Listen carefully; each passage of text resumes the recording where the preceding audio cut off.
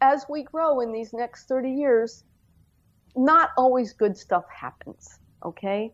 And you need your friends and you need your rock to get through those really bad times.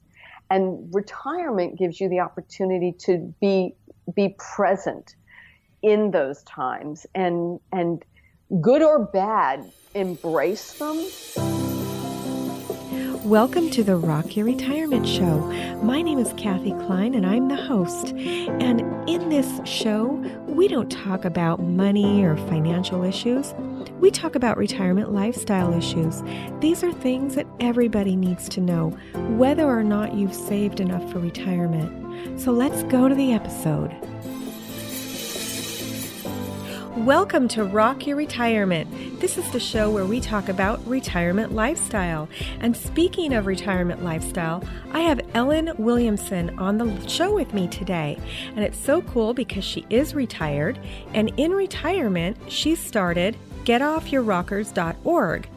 And she loves to volunteer at different places, and we're going to let her tell you about her website and what she's doing in retirement. So Ellen, welcome to the show.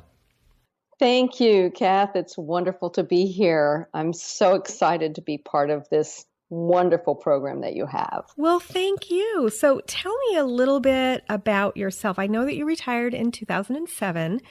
What went from 2007 until now when you were working on this wonderful website? Well, getoffyourrockers.org I found because I used to, and I still do, walk every Tuesday with friends, and someone said, hey, you want to go biking on Monday? There's a group that goes every Monday.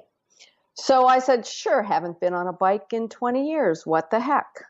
And so I got a friend's bike, and I joined one Monday morning at Mission Bay, and there were about 30 other mature, happy retirees getting on their bikes. And so they were with getoffyourrockers.org. And I found a new family in retirement. It's wonderful. I did fall off my bike a couple times, but just like everything in life, you get off, you get on, and you start from scratch. So I did that quite a few years ago. I love it. Oh, so you didn't found the organization, you found it.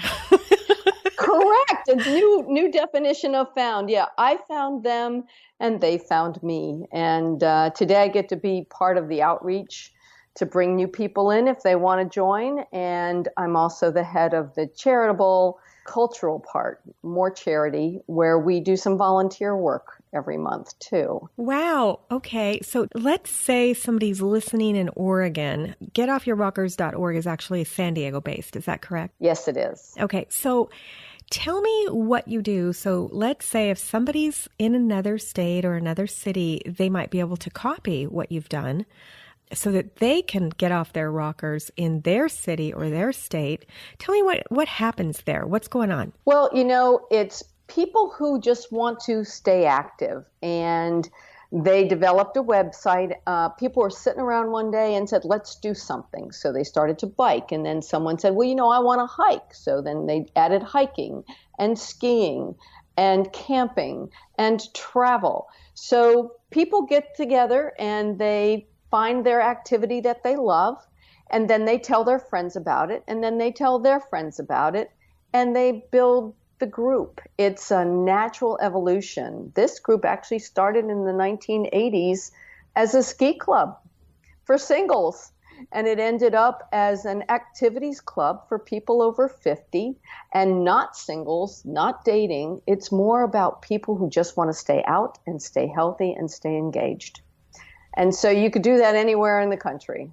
It's easy. Just get your friends together and do it. Okay. So what kind of activities have you personally done besides the walking and the biking? Well, with the charity, we help at the food bank every month, and we've added Mama's Kitchen and Ronald McDonald House and the military.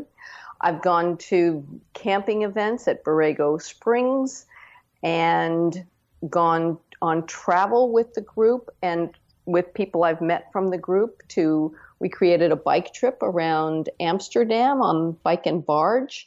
And I just got back from Australia and New Zealand with several of the rockers. Hey, I was in New Zealand recently. Fabulous, isn't it? Maybe we passed each other. I was on a cruise ship, though. I wasn't biking. So were you biking in New Zealand, or what were you doing? Actually, no, we went through overseas adventure travels, but the things that I did, I could have only done if I had the courage of the rockers. So I did zip lining, and we went on the river dart thing, and just things I've never done, held a koala. Oh my goodness. So you can hold a koala? They don't bite? No, and they smell wonderful, like eucalyptus. Oh, wow. It was so much fun. Yeah, that was in Australia. I guess when they pass gas, it would smell like eucalyptus. Actually, no, you get your face real close to their beautiful little eyes, and they come up to you and you just smell their breath and you go, oh my gosh, I just want to hold you and hug you forever. Well, they look like a little teddy bear. Do you remember when they had those little clip-on koalas that we all had when we were kids? The little clip. My team leader gave me one, and and that gives a whole new meaning now when I volunteer at the zoo, which is something I do separately. So when I get to go hang out by Safari Park, I get to see the koalas, and now I get to reminisce. Oh, that's really cool.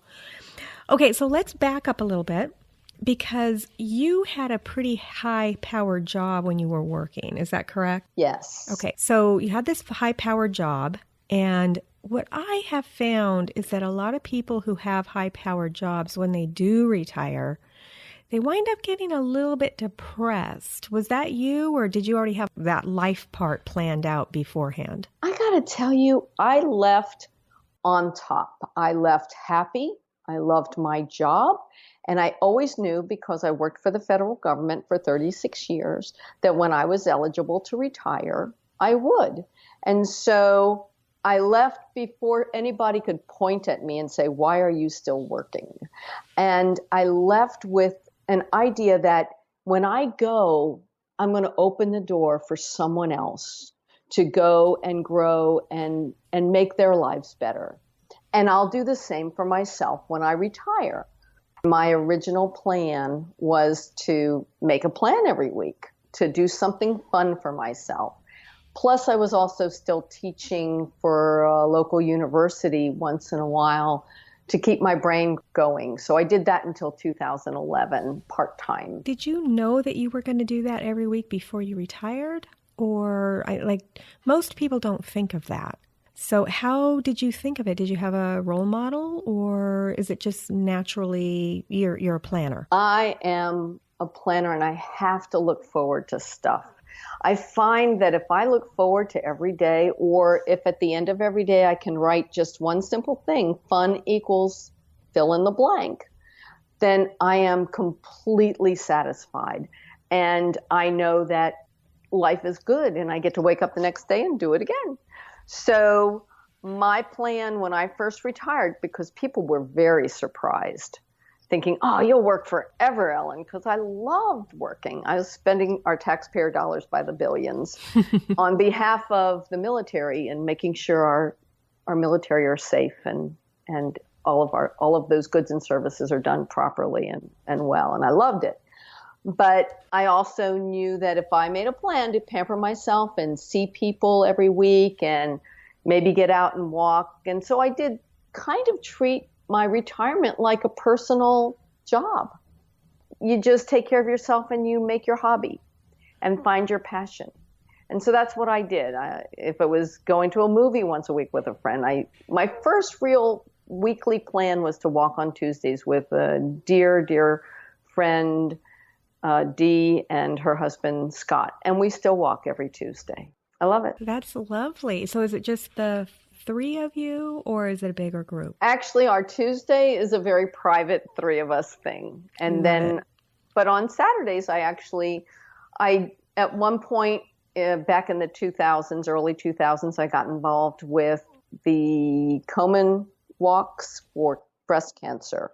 And so I trained a group in 2008, and ever since then, every Saturday, it used to be every Saturday and Sunday, but every Saturday we walk around San Diego. And I just put out the walk to about 20 people, and Whoever shows up, and it's usually about 5 or 7 of the usuals, and we just walk all over San Diego for about 8 to 10 miles.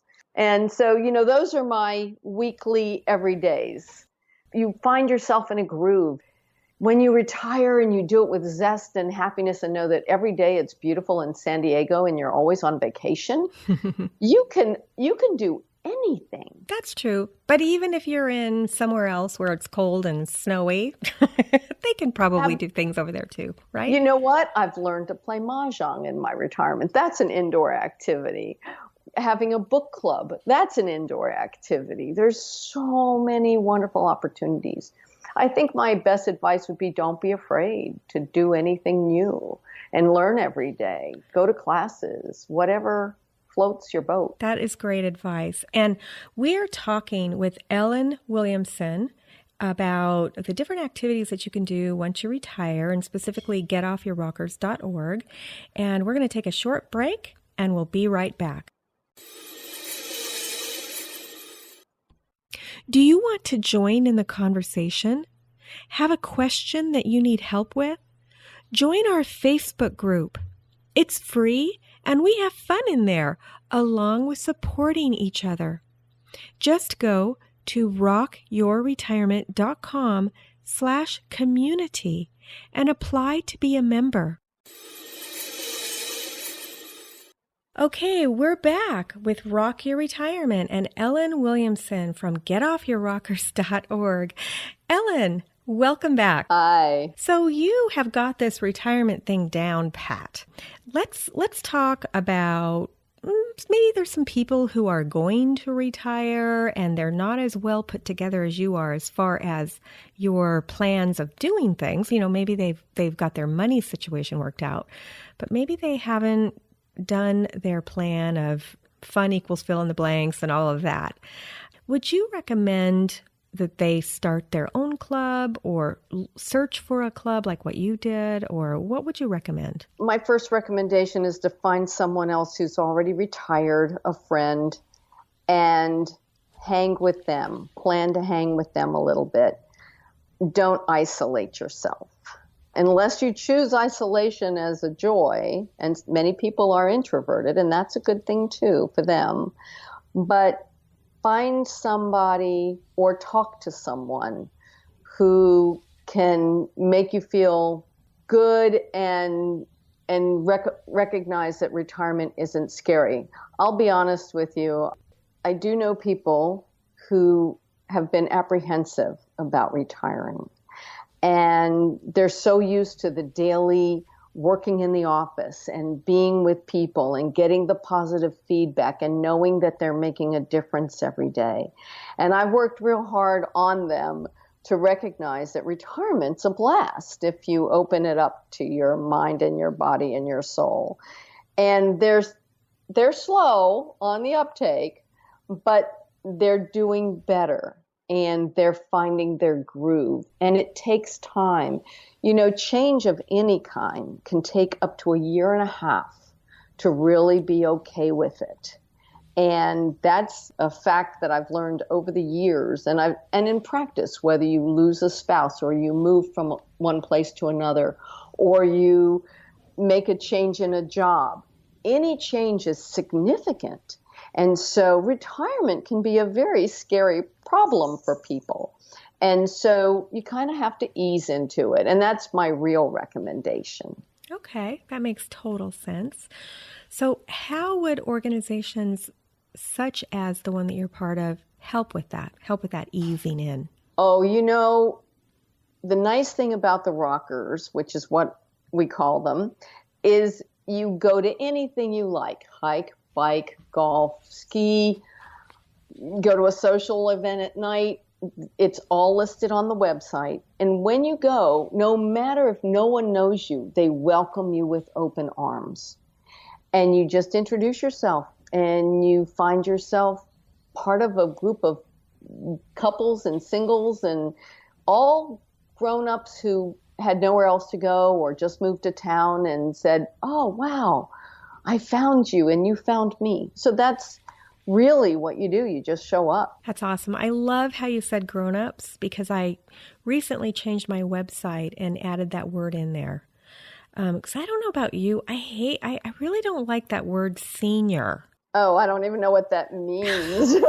I'm sorry. We are just a lot of very beautiful grown-up children who want to play all the time. And now we get that third of our life. We got 30 years of this. We had the first 30 years figuring out what we were going to do and where we were going to go and how we were going to make enough money to raise kids or be with whomever or be a grown-up. Then we actually spent the next 30 years doing all of that. Now we've got at least another 30 years, because I'm very optimistic, that to redefine ourselves, to re-engineer our life, to open ourselves up to possibilities. And, I got to say, I am my father's daughter. Every day's a good day. And so I'm hoping that the people in the rockers all have that attitude. I got to say, it's quite remarkable. I was reading and listening, and have you heard that that saying that you are the average of the 5 people you spend the most time with? No, I've never heard that.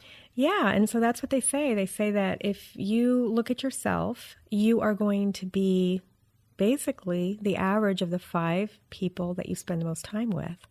So if you're spending time with people like those of the rockers, or like those of another group that you put together or that you found in your own community, then it's going to lift you up. And so that's what I like about what you're telling me about the Rockers organization. And just as a funny aside, in my private Facebook group, we call ourselves rockers, with 2 R's, like retirement rockers, rockers. I love it. So what do you think about that saying that you're the average of the 5 people you spend the most time with? I don't know about that. I'd have to think hard, because the people I spend time with, I can honestly say I'm going to always smile. So yeah, I'm good with that. I like that. And they're all smiling. Yeah. And I don't want to disregard the opportunity in retirement to not waste a minute. And I'm going to try not to cry, to be with the ones you love while you can. Because sometimes as we grow in these next 30 years, not always good stuff happens. Okay. And you need your friends and you need your rock to get through those really bad times. And retirement gives you the opportunity to be present in those times, and good or bad, embrace them. If you've got someone who is sick or who is not going to be with you forever, and I went through that with my late husband, if I had not retired, I would not have had that time before he got sick and then to be with him. And now, 6 years later, I'm with someone else whom I love to death, and I have time to be with him and enjoy life. So I really, really stress taking these next 30 years and starting over and being happy. Oh, that is such a lovely thought. Thank you. It does give you the opportunity to be with those that you care about and to spend time and build those memories. Because, when it comes down to it, we're all going to die, all of us. Damn. I don't think there's any of us that are getting out of this world alive, right? And so when you pass, the question is, how do you want to be remembered?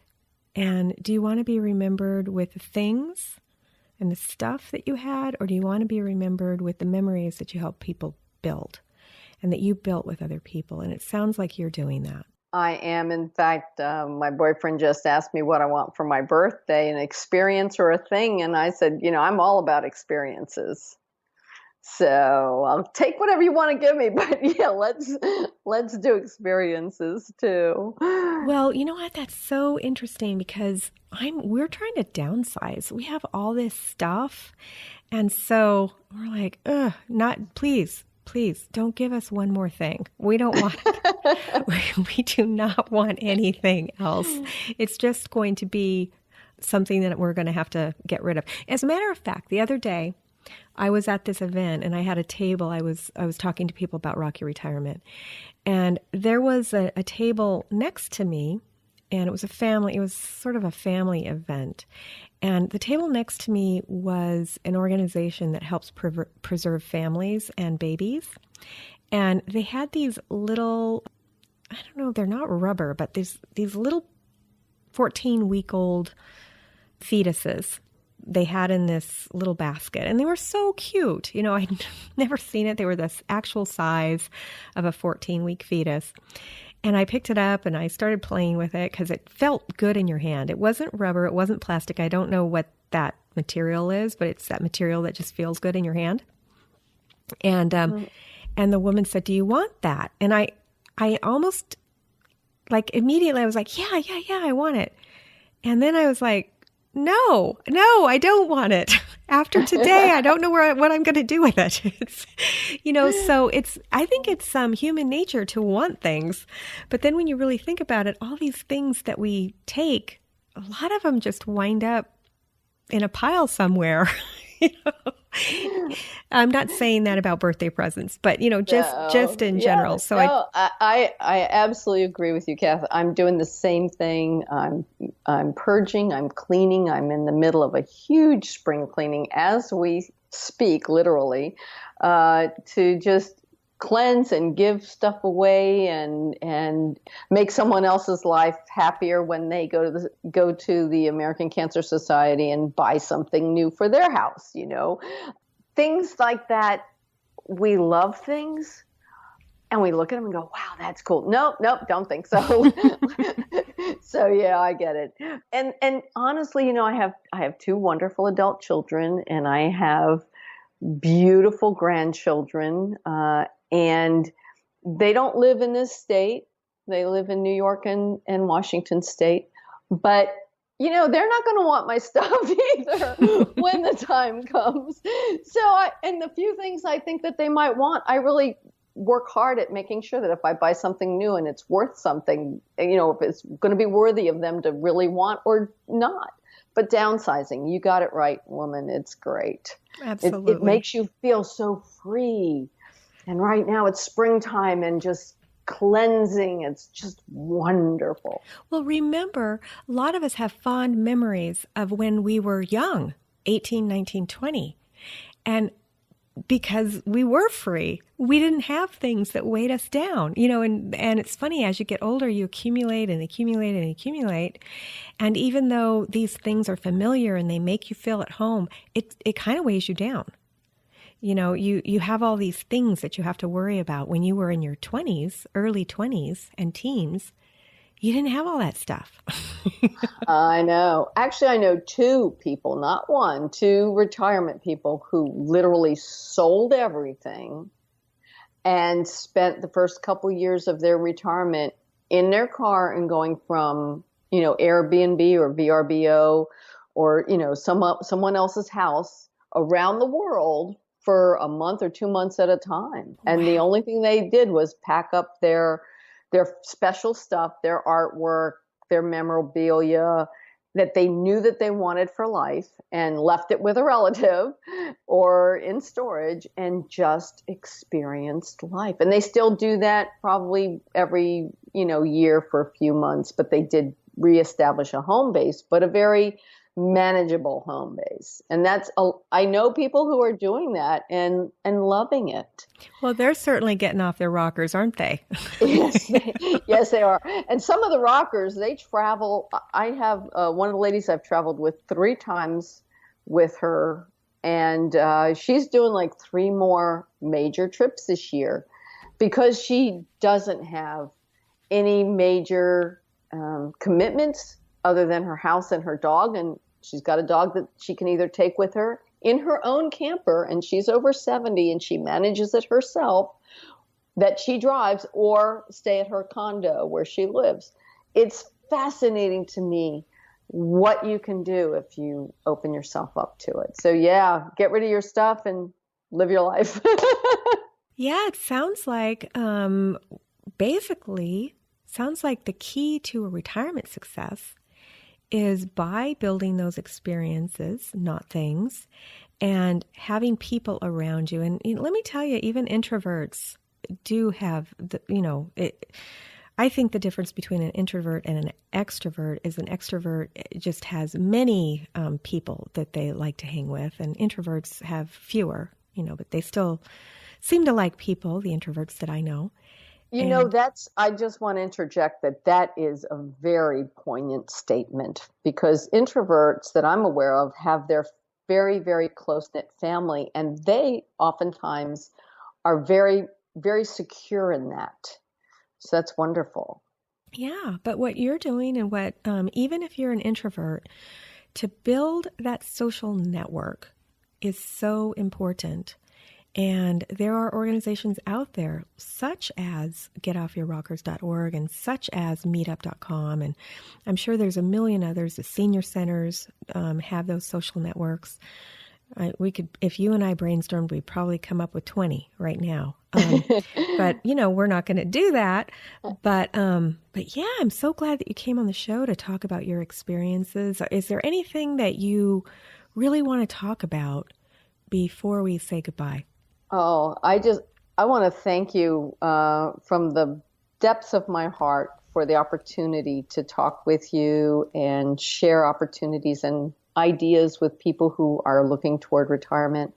Getoffyourrockers.org is a fantastic avenue to look at for people who are going to retire.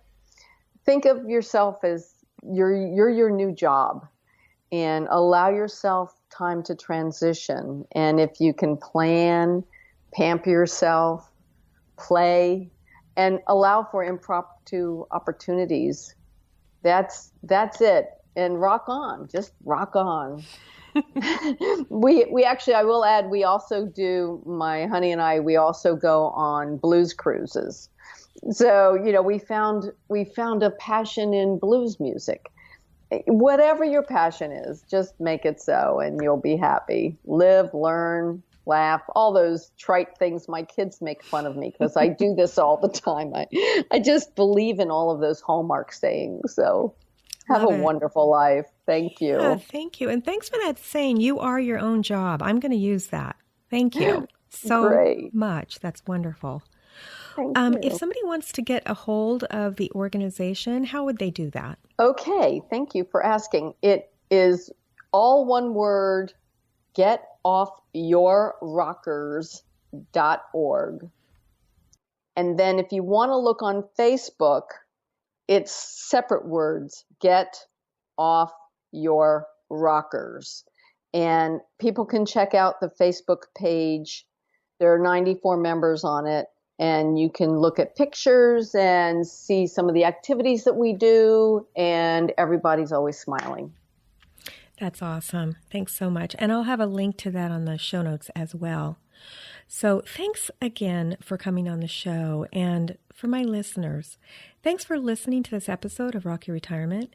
And you can join the conversation by heading over to the show notes at rockyourretirement.com and leaving a comment. Especially if you live out of the San Diego area and there's an organization like this in your area, please leave that comment so other people can find it. Also, please tell your friends and family about these episodes. You can help change someone's life. So I hope you enjoyed this. I know I did. And we'll see you next time on Rock Your Retirement.